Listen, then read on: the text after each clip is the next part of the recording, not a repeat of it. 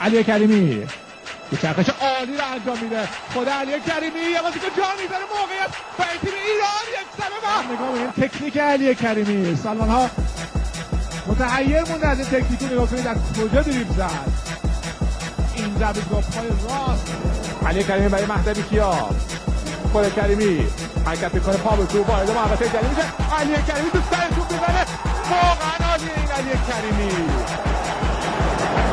هر خط دفاعی رو میتونه آشفته کنه این علی کریمی.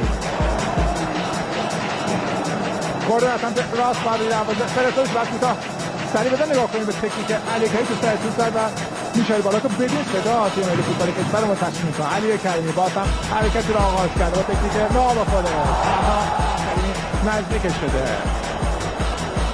علی کریمی. یه چرخش خوب بابا جا میداره علی کریمی. هنرمنده در میان میدان بازیکن خودی برخورد میکنه. یه واسه در موقع بازیکن تیم ایران علی کریمی هاشمی داره اونور. علی کریمی نگاه کنید آفساید نبود. پاس عالی جواد نکونام. فرار علی کریمی از حوض عبور کرد. اینجا ضربه‌ش هم زد و عالی گرفت توی اسلمان. بهترین بازیکن ما بدون شک در این دیدار علی کریمی بوده. کورنر از سمت چپ برای دروازه فرستاده بشه.